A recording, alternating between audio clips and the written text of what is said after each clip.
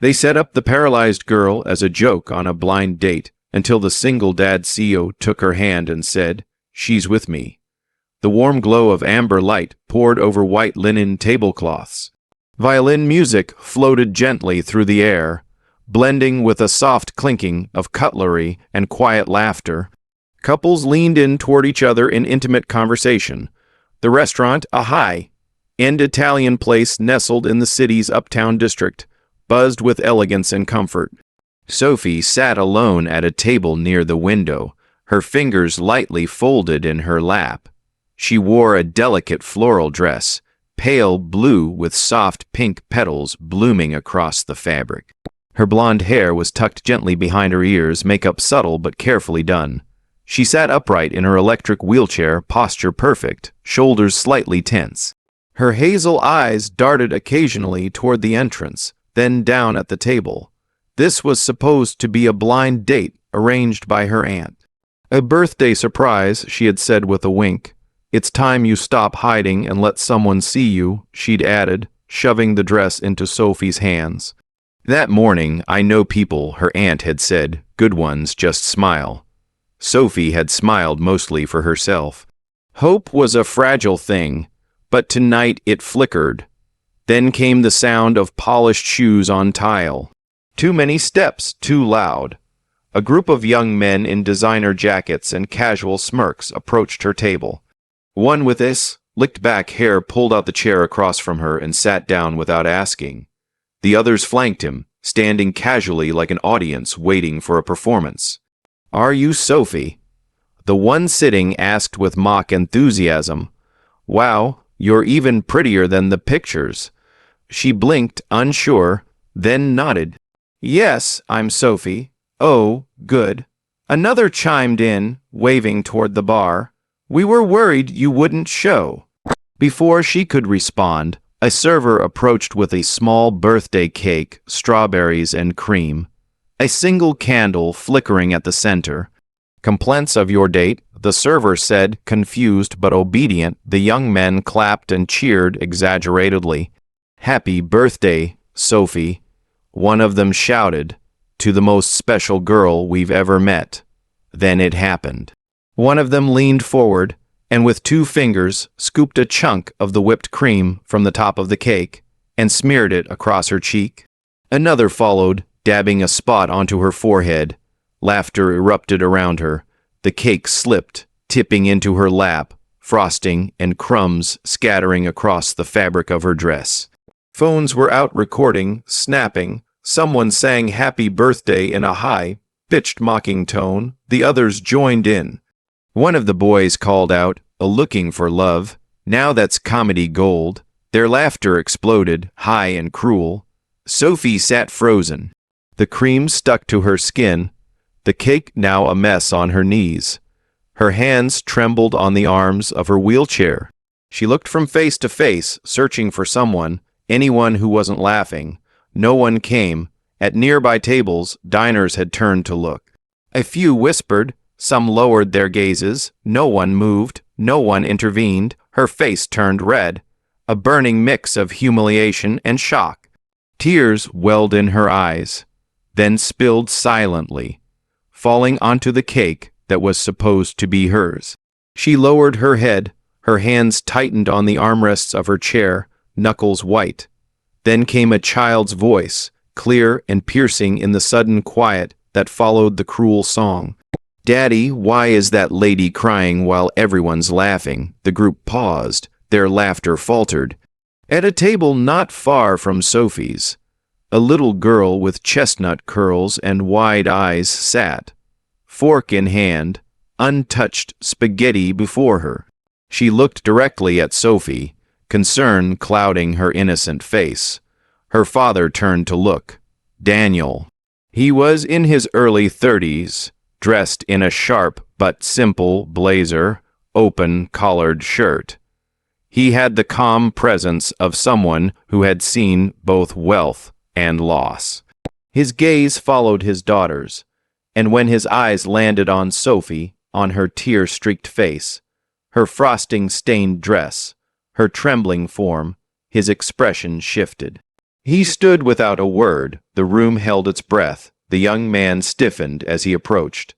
Suddenly unsure, Daniel walked past them without so much as a glance, straight to Sophie's side.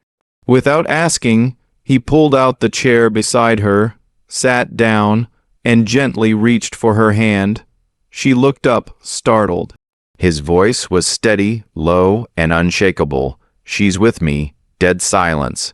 The young man blinked, confused.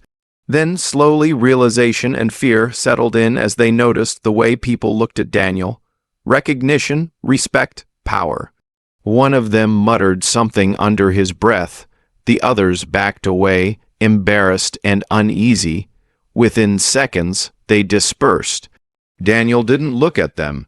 He kept holding Sophie's hand.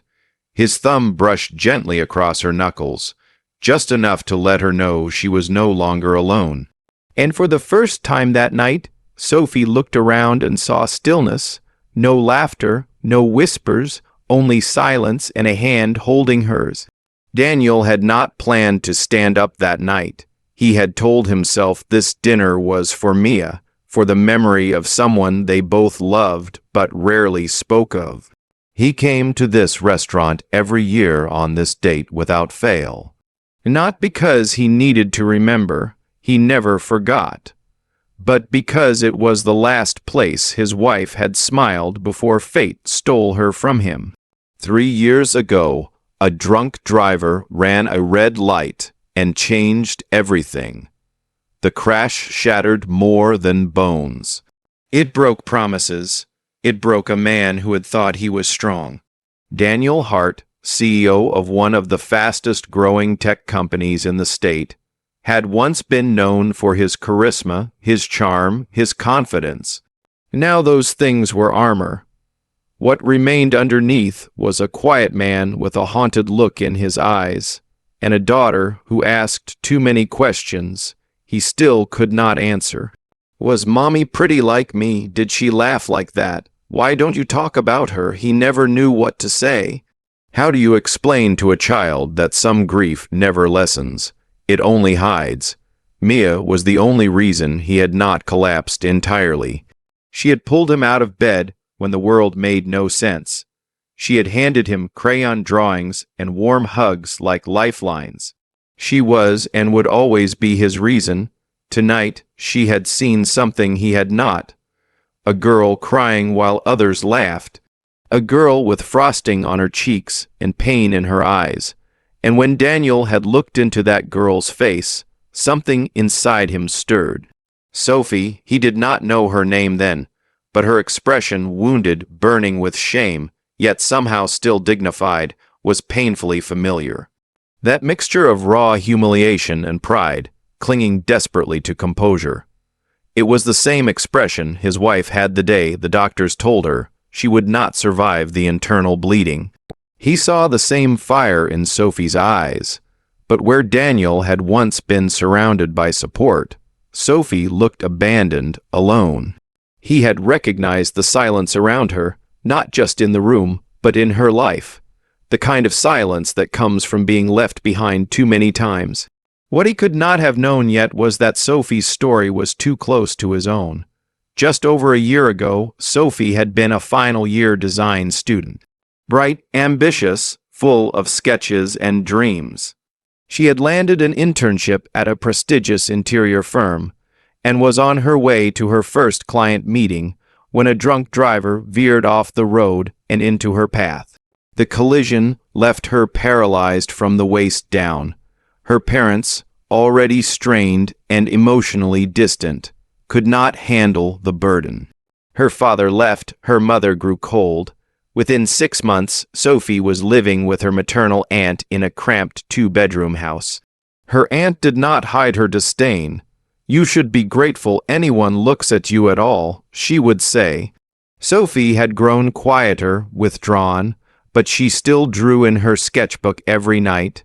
She still imagined colors and spaces and warmth.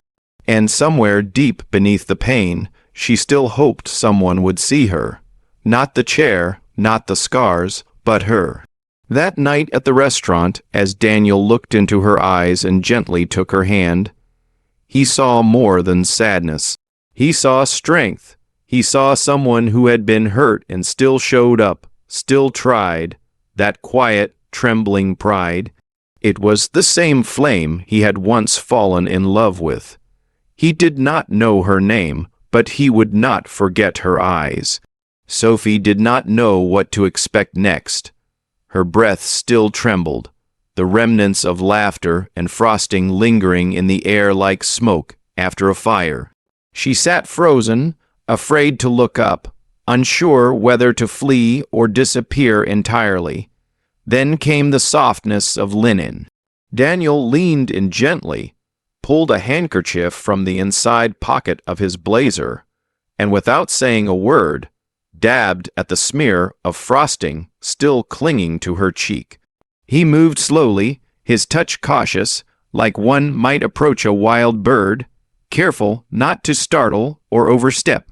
Sophie flinched slightly, her eyes wide. "I can do it," she said quickly, voice tight but not cold. He nodded silently, handing her the cloth. She took it with both hands. It was monogrammed, clean, soft. She pressed it to her face, wiping away the stickiness with deliberate care. Then she moved to her hands and finally began brushing the bits of crushed cake from her lap.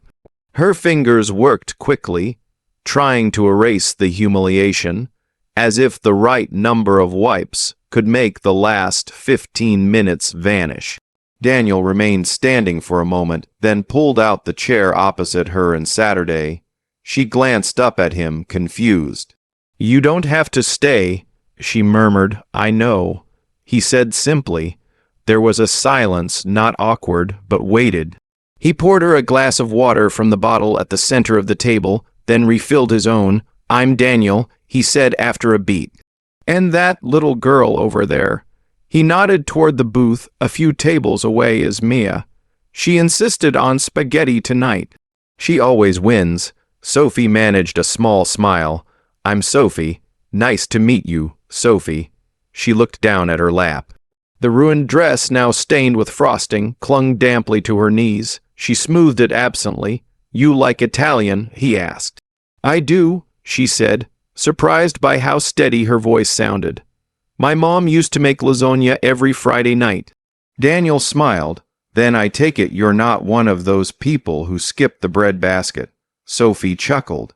"Just a little." He called the waiter over and ordered 2 plates of panrayata and a side of garlic bread. "Something simple," he said. "No more surprises." Sophie nodded, feeling the first flicker of warmth return to her chest. The waiter paused before walking away and asked, "Anything else for the lady, sir?"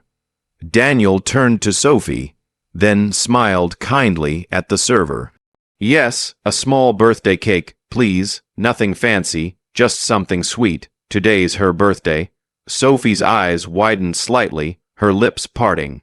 The server blinked, clearly surprised. "Right away, sir." Sophie stared at Daniel. "You didn't have to do that." He tilted his head.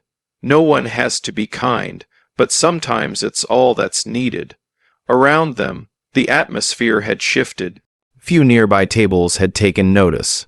The couple next to them had paused mid-sentence. The waiter, who had delivered the original cake, glanced over from the bar, brows raised. Daniel leaned forward, resting his arms casually on the table. "You know," he said gently, "it only takes one person to see you the right way, and suddenly the whole world goes quiet."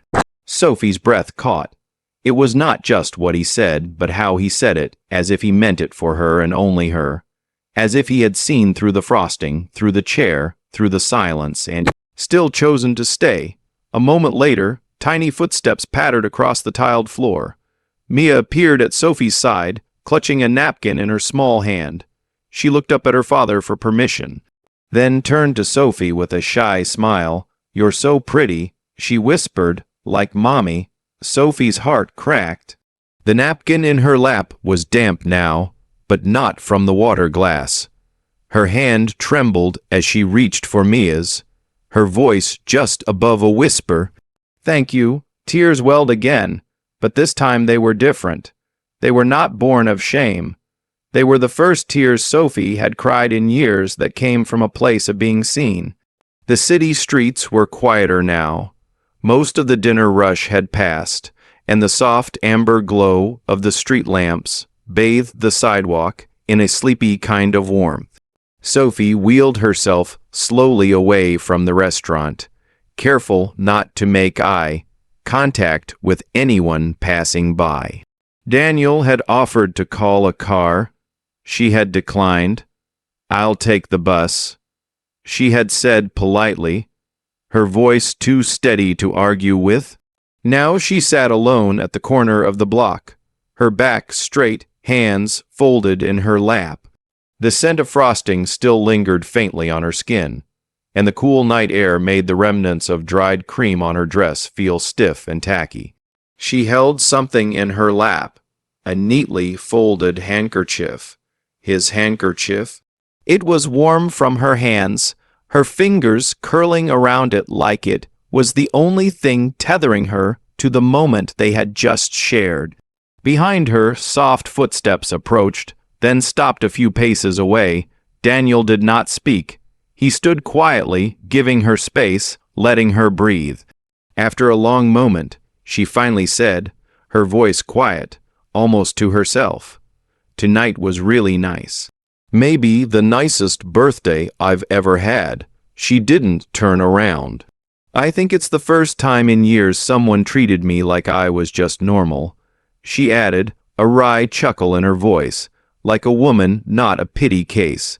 Daniel stepped forward, but only to crouch slowly beside her, lowering himself until his eyes were level with hers. "You are a woman," he said gently, "and you are anything but ordinary." Sophie turned her head toward him, her eyes shining in the low light, then quickly looked away. "You're very kind," she murmured.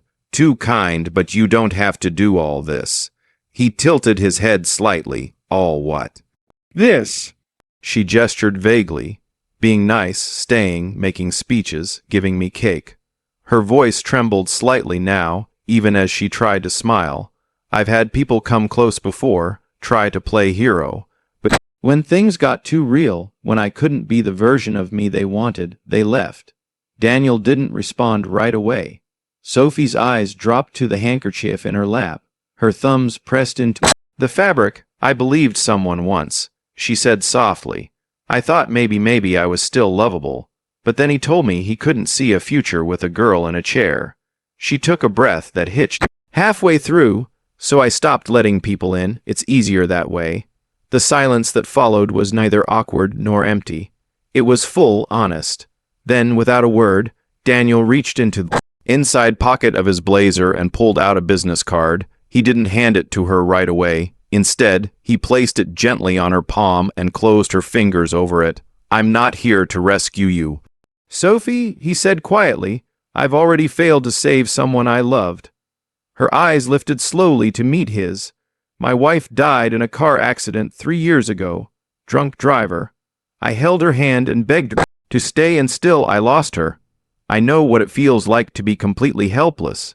He exhaled through his nose, eyes steady. "I'm not here to be a hero. I'm just a father trying to raise a little girl who still believes people are good. And last night she told me that she saw me smile for the first time in months." Sophie blinked, her eyes now shimmering. "She was talking about you," he added. A pause, and then slowly Sophie gave the faintest nod. Her fingers curled around the card in her hand. The bus rounded the corner a moment later, headlights glowing in the dark. Sophie turned her chair slightly, preparing to board. She didn't say goodbye. She didn't have to. Daniel remained where he was, standing now, watching her go, not with disappointment, but with quiet faith. A soft smile touched his lips. He was willing to wait. The bookstore was quiet that afternoon, its usual hum of soft jazz and shuffling pages, broken only by the occasional ding of the entrance bell. The place smelled of old paper, polished wood, and fresh coffee from the cafe counter tucked in the back. Sophie sat behind the register, a novel in her lap she had barely touched for the last 10 minutes. Her thoughts kept drifting to that night, to that man, and to the silence that had followed. She had not called. She still wasn't sure why. The memory of his hand, warm and steady around hers, came back with stubborn regularity. So did the sound of his daughter's voice, soft, sincere. "You're so pretty like Mommy." The door chimed. Sophie looked up automatically, then froze. There, in a yellow sundress and pink sneakers, stood the little girl from the restaurant, Mia. She looked around for a second, then spotted Sophie and walked straight to the counter, her tiny fists clenched around something. Sophie blinked, stunned. Mia, the girl nodded, climbing onto the stool beside the register like it was the most natural thing in the world. "Daddy's at the coffee shop next door," she said matter-of-factly. "I told him I wanted to find a book."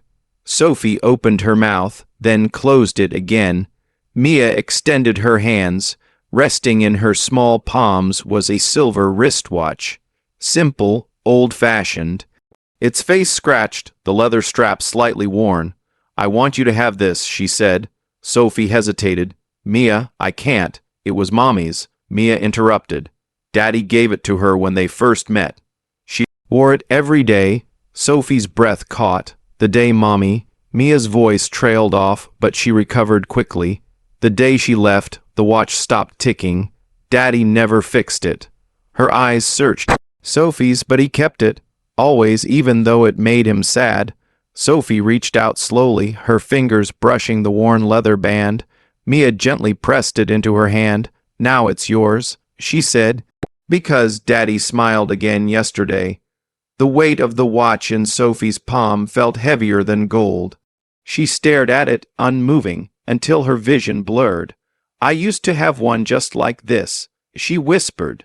"It was my favorite. I wore it the day I got hurt." Her voice broke. She did not finish the sentence. The watch's face gleamed faintly in the sunlight, streaming through the window. Sophie turned it over, ran her thumb across the back. The initials were faint, but still visible. EH engraved with care. Her chest tightened. Later that night, after closing, she went home and pulled out the folder she had buried deep in a drawer. The one with her hospital records, insurance denials, and unpaid invoices. She hadn't looked at it in months. She flipped through page after page until she found it. A stamped receipt from the rehabilitation center where she had been transferred 6 weeks after the accident. The words "anonymous donor payment received" were typed in the margin. Below it, barely legible, a thank you letter her mother had written on her behalf. Sophie's hands trembled as she unfolded the page. At the bottom, a signature, bold, confident, slightly slanted to the right. Daniel Hart. The same handwriting, the same name printed on the business card, still tucked inside her wallet. She stared at it for a long moment, her throat tight, heart pounding. Her fingers closed slowly around the letter. He had helped her, before he knew her, before he held her hand, before she ever saw the softness in his eyes or the strength in his silence. And he never once told her. A tear slipped down her cheek, followed by another, not from sadness, but from the overwhelming ache of being seen. Long before she even knew, she deserved it. The bell above the bookstore door clanged louder than usual, sharp and impatient. Sophie looked up from behind the counter, startled. Her heart dropped when she saw who it was. Aunt Clara stormed in, her perfume thick, her heels clacking angrily against the floorboards. Her expression was tight, her eyes scanning the quiet shop until they landed on Sophie like daggers. "There you are," she spat, her voice carrying across the small space, playing shopkeeper again, "Are you?" Several customers turned their heads. Sophie's pulse quickened. "Aunt Clara, please not here." But the older woman had no intention of keeping her voice down. "I should have known you'd be hiding here, pretending to be busy," she snapped. "Tell me, how's that rich boyfriend of yours?" "What's his name again? The CEO, the one who took pity on you?" Sophie's face flushed. "Please stop." Clara smirked loud enough for everyone to hear. "Oh, don't act innocent. I heard about him. You can't even hold on to a man who looks at you out of charity. Did he finally realize you're nothing but dead weight? A murmur rippled through the customers. A barista behind the counter froze mid-per. Sophie tried to keep her composure. You're making a scene. Please leave. Clara crossed her arms. A scene? You think I care? I've wasted years on you. I'm the one paying for your fancy electric chair. You'd still be crawling if it weren't for me. You owe me, Sophie. You owe me for everything. Sophie's lips trembled. That's not fair. Clara stepped closer, lowering her face until their eyes met. Fair, she hissed. Fair is me letting you live in my house instead of sending you to a care home. You should thank me every single day. Sophie's breath hitched. She wanted to speak, to defend herself, but the words stuck. She felt every eye in the room pressing down on her, pitying, uncomfortable, silent. Her fingers tightened on the counter. Aunt Clara, please go home. Don't tell me what to do. Clara barked. You've never done a thing for yourself. You can't even. A calm, steady voice interrupted her. She can. The bookstore fell silent. Daniel stepped out from behind the tall shelves near the back, his frame cutting sharply against the rows of books. He had been there for several minutes, quietly observing, jaw tight, fists barely unclenched. Now his eyes were fixed on Clara with quiet, lethal calm. Excuse me, Clara demanded, spinning toward him. And who are you? I'm someone who's heard enough, Daniel replied. His tone was low but carried like thunder. And someone who's tired of watching good people be punished for surviving. Clara blinked, thrown off by the authority in his voice. He walked forward, slow, measured. You didn't buy her anything. You bought leverage. You kept her small so you could feel big. But that ends now. Clara's mouth opened. But Daniel kept talking, his words deliberate and sharp. She doesn't owe you. Not for the chair. Not for the roof over her head. Not for your cruelty dressed as kindness. He reached into his jacket, pulled out a folded paper, and laid it neatly on the counter between them. That's a receipt. Every remaining payment for this wheelchair is settled, paid in full by me. Gasps filled the shop. Clara's face drained of color. Daniel turned to Sophie then, and his voice softened, not with pity, but with deep certainty. You deserve to stand tall, he said, not because your legs will one day let you, but because you don't have to bow to anyone again. Sophie's eyes filled instantly. Her throat closed. She couldn't speak, only nod faintly, the tears spilling anyway. Clara took a step back, her mouth twitching as if to argue, but the weight of the moment pressed her silent. She turned, muttering under her breath, and pushed out the door, the bell jingling harshly in her wake. And then a tiny voice broke the hush. Mommy. Everyone turned. Mia stood near the children's book aisle, clutching a drawing in one hand. She ran to Sophie and wrapped her small arms around her waist. Mommy, she repeated softly, tilting her face upward. Can we go home now? Sophie froze, then cradled the child close, her heart swelling painfully. Daniel exhaled, blinking back the sting behind his eyes. He placed a steady hand on Sophie's shoulder, his voice barely above a whisper. You're not alone anymore, he said. And for the first time in her life, Sophie believed him. The sunlight filtered softly through the tall windows of the rehabilitation center. White walls, quiet halls, and the faint echo of wheels and footsteps created a calm clinical. But to Sophie, it felt like walking into a place built on broken dreams and impossible hopes. Daniel had gently guided her in on the first day, his hands steady on the back of her wheelchair. You don't have to do this, she had whispered. You don't have to be afraid of trying, he'd replied. She had said nothing, but the doubt in her eyes had been louder than words. The first few sessions were agonizing. Her legs refused to listen. Her body, once so familiar, had become something distant. Foreign, she fell into silence often, but every day, like clockwork, Mia would arrive. Little footsteps skipping into the room, hands full of drawings. The pictures were always the same, stick figures holding hands, one tall, one small. The smaller one always said, "I'll wait for you to walk with me." Sophie kept them all, taped them on the wall by her bed. Each note from Mia felt like a hand reaching into her fear and pulling her forward. One morning, the air was unusually still. Sophie was halfway through a balancing exercise with the physical therapist when she heard a thud behind her. Mia had tripped on the edge of the mat. She landed with a small cry, her drawing slipping from her fingers. "Mia!" Sophie shouted instinctively. The room spun. She didn't think. She reacted. Her hands gripped the support bars, her arms strained, muscles long dormant, lit up with fire. And then she stood. Her knees wobbled, every nerve screamed, but she stood, and slowly, trembling, dragging, but determined, she took one step, then another toward Mia. Gasps echoed around her. A nurse clapped her hand over her mouth. The therapist froze mid-step. Mia's eyes widened, glistening with tears, not from pain but awe. "Mommy." Sophie collapsed to her knees beside the little girl, pulling her into her arms. "I'm okay," Mia said quickly. "I didn't cry," but Sophie did silently against Mia's hair. Daniel knelt nearby, speechless. His voice, when it came, cracked like something soft and reverent. "You did it." "I knew you could. You just needed someone who believed in you first." Sophie looked up at him, and for the first time her tears weren't from grief, fear, or loss. They were from belief in herself, in love, in tomorrow. The ballroom shimmered under a canopy of soft golden lights.